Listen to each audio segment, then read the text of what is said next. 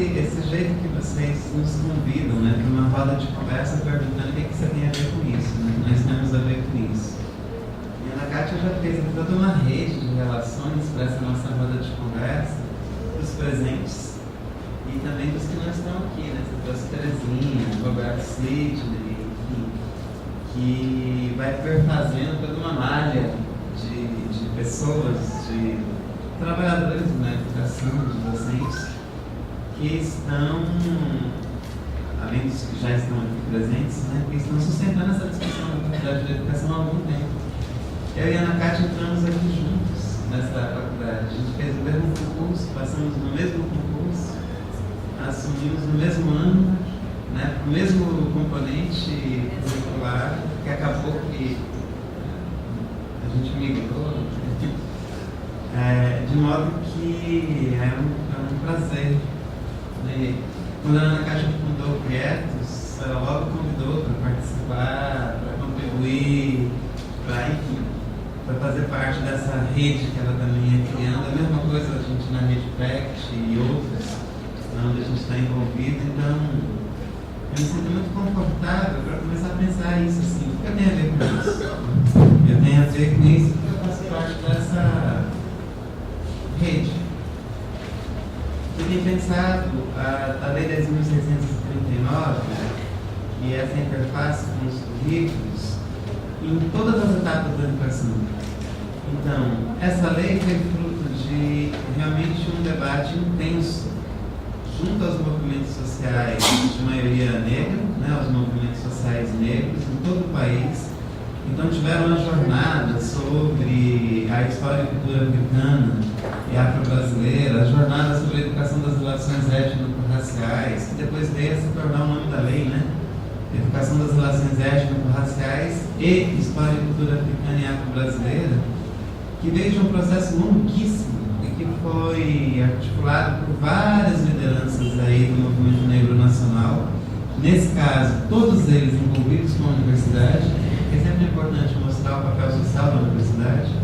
Entre eles, a professora Petronília da Silva, que foi também a relatora das diretrizes da ERE, Educação das Relações Étnico-Raciais, e HCAA, né, História e Cultura Africana e Afro-Brasileira. Mas junto com o professor Henrique Cunha Júnior, meu ex-orientador e atual amigo. Eu gosto dessas relações, né, que a gente fica primeiro aluno, depois amigo, depois parceiro, cúmplice nesses processos. O Walter Silvério, muita gente, a Maria José, o José Francisco, uma série de negros e negras de vários campos de saber, da educação, da pedagogia, da psicologia, da filosofia, da engenharia, no caso do Henrique, etc., que se juntaram numa rede interdisciplinar, multidisciplinar, multireferencial, e produziram, do ponto de vista do documento, a Lei 10.639, e que produziram como uma resposta à demanda social pela Lei 10.639. A gente vive num país que sempre foi atenção para os dados, né?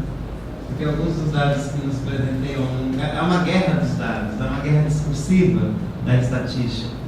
Mas nós vivemos num país que sempre foi maioria afrodescendente. Vale lembrar que no Brasil colonial nós chegávamos a 85%, 90% da população brasileira. A maior parte africanos ou filhos de africanos. Uma minoria branca é que vivia no país, essa praticamente descendente de portugueses ou filho deles. E depois filho da mistura ou da chamada miscigenação entre esses grupos. Mas o grupo dos brancos não se tornou a maioria, por exemplo, no Brasil colonial. Algumas cidades, como Salvador, tinha 90%, 93% da sua população negra. Obviamente já tinha educação formal. Quanto dessa população participava desse universo de formação escolar? No período colonial, eu não vou dizer 0%, porque não é verdade. Porque tinha iniciativa de professoras negras. Nós tínhamos professoras negras em pleno regime colonial, criavam escolas noturnas e davam aula especificamente para filhos de escravizados, povos ou ainda escravizados. Aqui mesmo nessa casa se defendeu uma tese, uma dissertação de mestrado sobre essas escolas noturnas, que eu sempre estou referenciando, porque a gente sempre teve movimentos de resistência, mas o impacto disso em termos de demanda social era quase nulo, porque essa população estava sumariamente excluída da possibilidade de formação. Passa o período colonial, entra a tal da República, a gente pode pensar a República como coisa pública, agora com os direitos de cidadania, vai atender essa população excluída, então aí já por 375 anos sistemáticos de trabalho escravizado. Nada disso aconteceu. O que acontece com a República? A população negra das grandes cidades, que habita o centro, porque fundamentalmente os escravizados do meio doméstico, que trabalham na cidade, dentro das casas ou vendendo mercadorias nas ruas, eles são expulsos do centro das cidades e vão para as periferias. Não é à toa, por exemplo, que os nossos quilombos, que os terreiros de candomblé, que as casas mais antigas de samba, de maracatu, etc., todas estão nas periferias, as mais antigas, né? Porque esse processo foi um processo sistemático no Brasil todo. Isso foi aqui em Salvador, foi no Rio de Janeiro, foi em São Paulo, foi no Brasil inteiro. Então, ao invés de incluir essa população nas demandas de formação escolar, elas foram afastadas, inclusive para isso tinha lei. Filho de escravo não estuda na escola pública, assim como a mulher, né? Que também não podia frequentar os salários. Então você tem uma exclusão sumária de gênero e de raça que é sistemática em todo o país, como uma política de Estado. Queria chamar a atenção para isso. Isso era uma política do Estado. Mudava o governo e não tinha essa política. Então é um tipo de política sistemática de cotas. Só que são cotas exclusivas para brancos. Aqui em Cruz das Almas, onde hoje é a sede da Universidade Federal do Recôncavo da Bahia, e que foi, a maior parte da sua vida, a Universidade Federal da Bahia, UFRB, na Escola de Agronomia, tem a famosa Lei do Boi. É uma cota, que você é filho do fazendeiro, sendo filho de fazendeiro, você tem sua vaga garantida dentro da universidade. Então, se você é filho de quem tem bastante dinheiro, propriedade, riqueza, você tem a sua vaga garantida dentro da universidade. Cobriu 80% das vagas no curso de agronomia. Olha isso. Implica que 20% era distribuído para todos os outros grupos, os que não eram filhos de fazendeiros. Ou seja, para os brancos pobres, para os indígenas e para a grande população negra desse estado.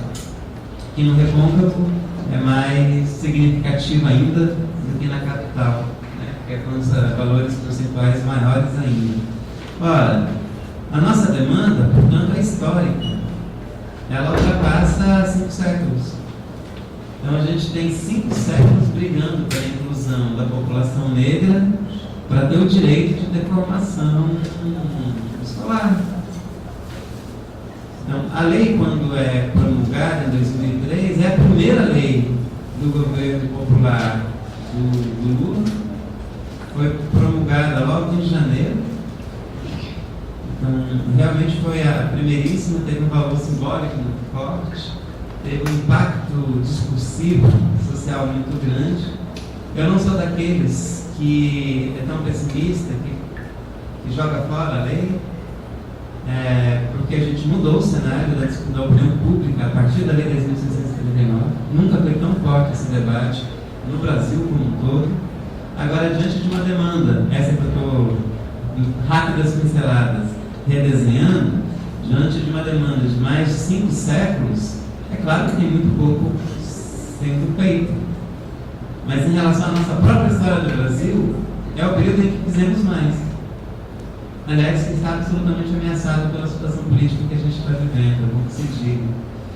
Ontem à noite eu terminei o dia Keywords, nas polêmicas contemporâneas do Nelson Preto, discutindo novos conceitos de família. E, obviamente, que a discussão passou pela questão das relações homoparentais, homoafetivas, novas configurações familiares, enfim, que não as tradicionais. Estávamos presentes o Luiz Motti, famoso antropólogo, criador do movimento gay da Bahia, né? Certamente a liderança mais expressiva do movimento LGBT, a identidade com Tony Reis, que eu conheço de muito tempo, porque eu trabalhei no mesmo movimento que o Tony Gay, ele é gay, né? E o Tony Reis, lá em Curitiba, quando eu morei lá, o pastor Emídio, eu não sei de qual igreja pentecostal, mas de uma igreja pentecostal evangélica, o Antônio, que era do Candomblé, a Darwani, que é uma pesquisadora de gênero, éramos os que confundem. E eu fiquei estarrecido, não sei se alguns de vocês ouviram pela rádio Passete, que está sendo transmitido, ou estiveram aqui presentes, mas eu chamei para ser elegante, eu fiquei palpitando depois da fala do pastor, porque ele estabelecia o modelo da Sagrada Família como um único, a Bíblia como a única verdade, e todo mundo tinha dito como esse tipo de modelo foi absolutamente nocivo às outras culturas que não fazem o mesmo credo. Eu dizia a ele com toda a paciência do mundo e elegância que não tinha nenhum problema com a crença dele. O meu problema era ele querer universalizar a crença dele para todos nós.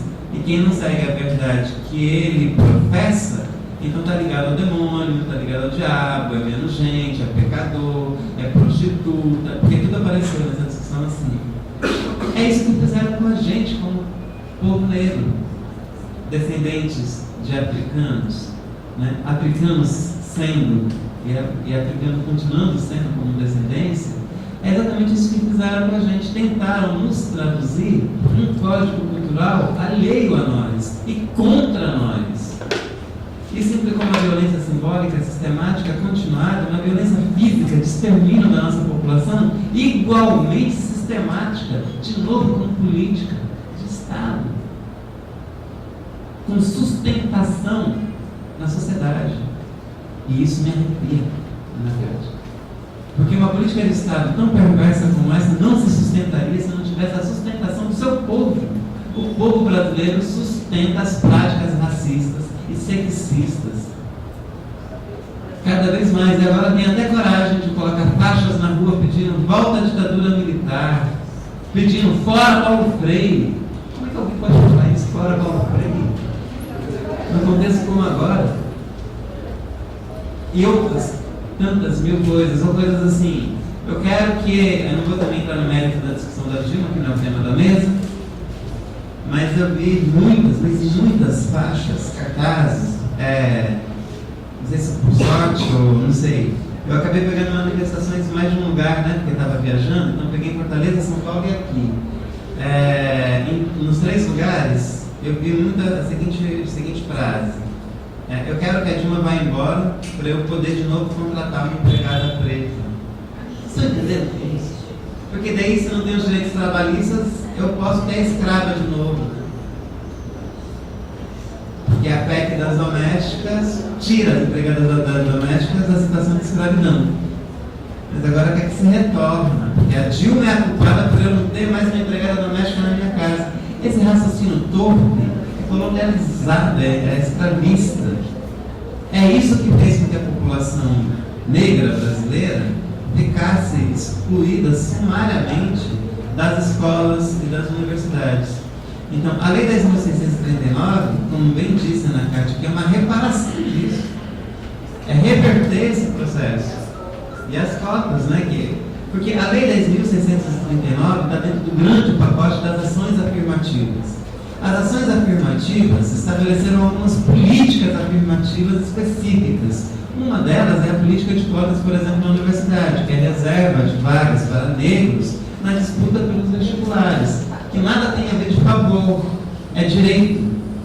Que muita gente ainda não entendeu, mas é bom sempre repetir, para mim já é um debate vencido, mas é sempre bom repetir, que as políticas de reserva de vagas para negros é baseada também no mérito da pessoa, é uma coisa até que eu questiono, mas é baseada no mérito dela, ou seja, no seu sucesso, na sua competência de fazer aquelas provas. E não porque ela é negra ela entra. Ela tem que atingir o ponto de corte no vestibular como qualquer outro. A diferença é que ela vai disputar isso dentro do seu grupo étnico-racial. Essa é a diferença. Aliás, na Bahia, isso nem é bom, eu digo sempre, porque se a gente levasse isso a sério, a gente ia disputar, digo, negros e negras, no conjunto de 85%.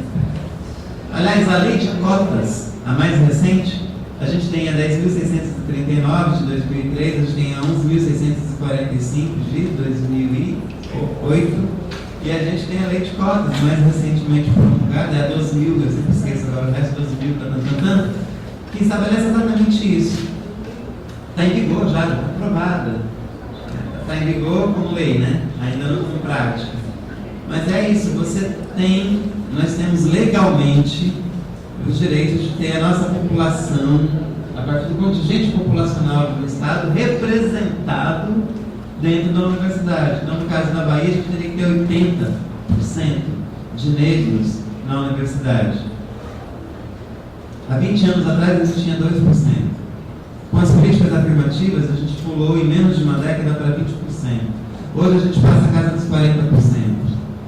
Então, hoje a gente está numa média de 43%, 45% de negros na universidade pública, aqui na Bahia.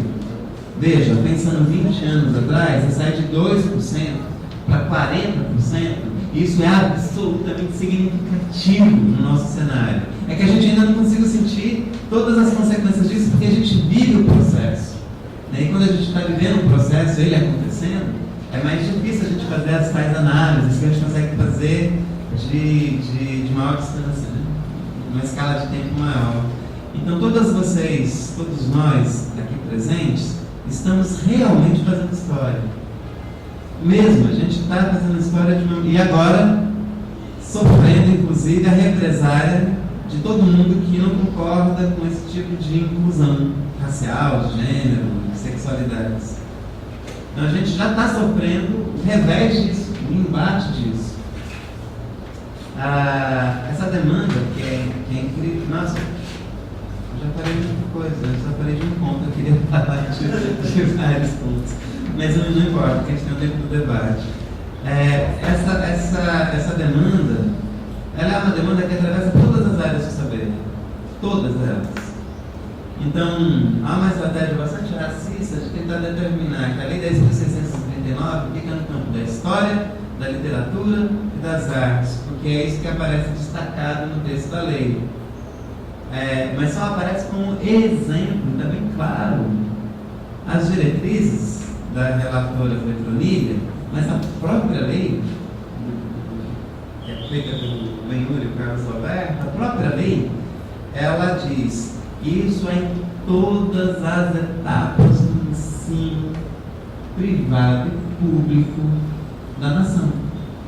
Ou seja, a Lei 10.639 é transversal da educação infantil ao ensino superior, nas públicas e nas privadas, em todo o sistema educacional. E não está presa a alguns campos disciplinares.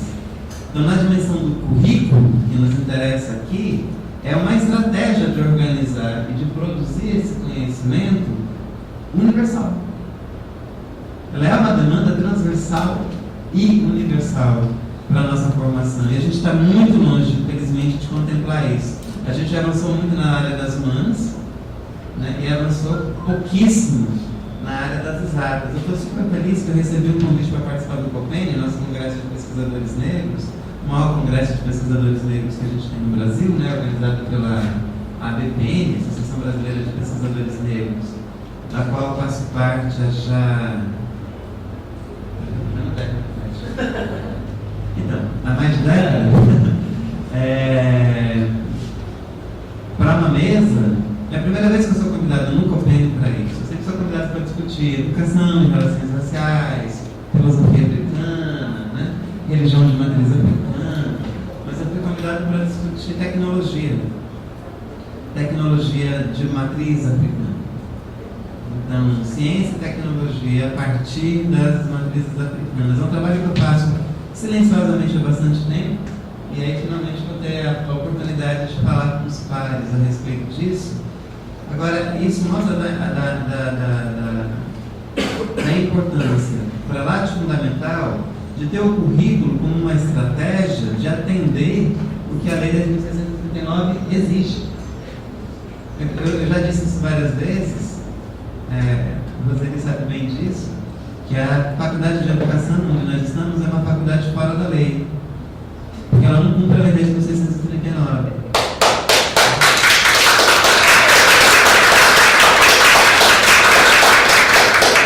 Se o Ministério Público achar que eu tenho avisado sempre aos nossos pares, desde os departamentos, colegiado, direção, se o Ministério Público achar que a gente vai ter sérios problemas, a gente pode realmente, sério mesmo, fechar as portas.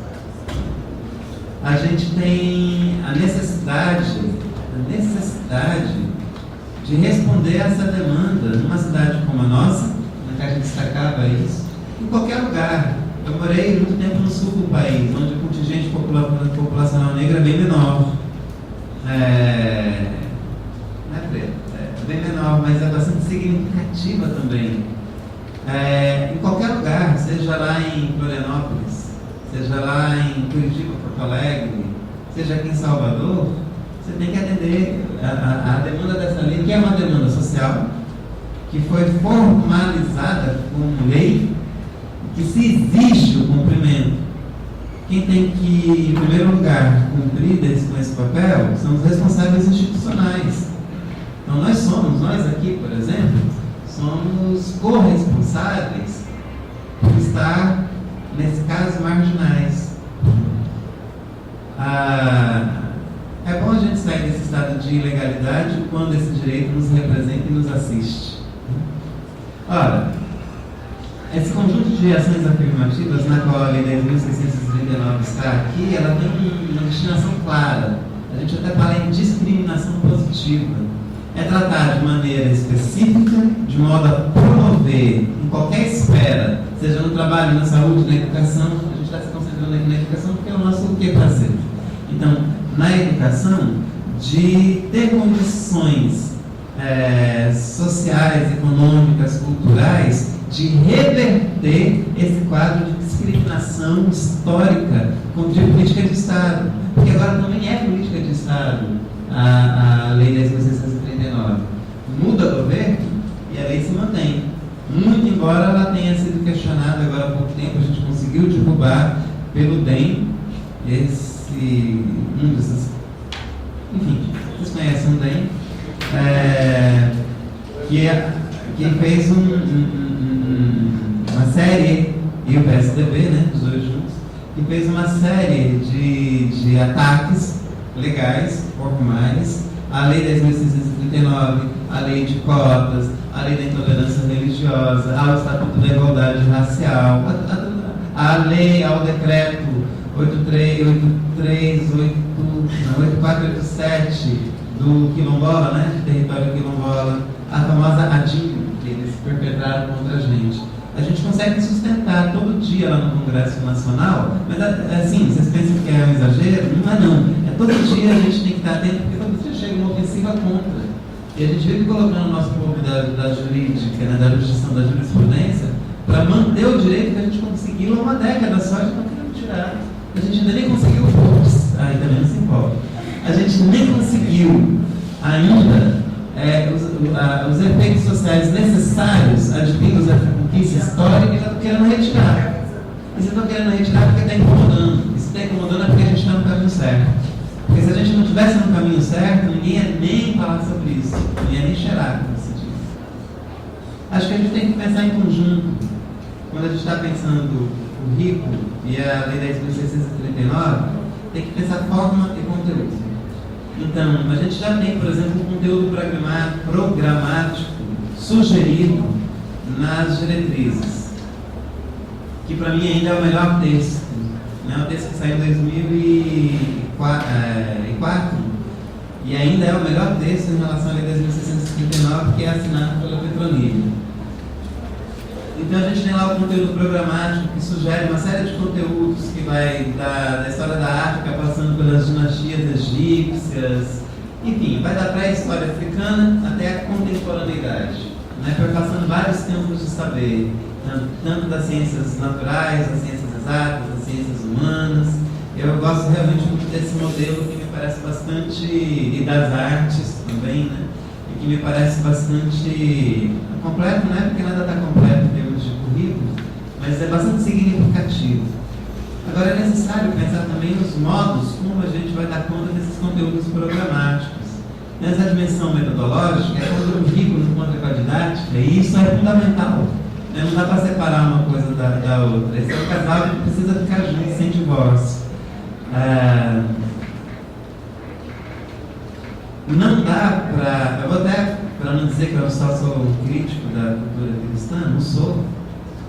Até você dar uma passagem bíblica. Talvez eu cite errado, mas eu vou tentar. Aqui não dá para colocar vinho novo em cântaro velho. Vinhodes? Não, vinhodes velhos. Odres. Para um cântaro, vai. Ou seja, não dá para você trazer um conteúdo novo, apesar de não ser novo, né? Se a gente é todo mundo descendente de africanos, é o conteúdo mais antigo que a gente tem na formulação dos saberes.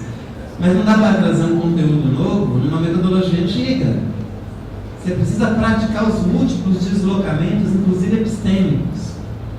A galera que faz a minha aula, por exemplo, de História e Cultura Africana, sabe que a gente desloca efetivamente, né? Desloca corporalmente, desloca como atitude, mas também como atitude epistêmica, não é só a atitude corporal. É preciso fazer processos de reversão, de inversão, de crítica contundente, de pós-crítica. É necessário que a gente produza a nossa própria metodologia, porque ela não existe. A gente está no tempo de criá-la. Nós começamos o dia agora, hoje aqui, com a declamação de um poema. E de um poema lindo e crítico ao mesmo tempo. É um modo mais nosso mesmo de fazer as coisas.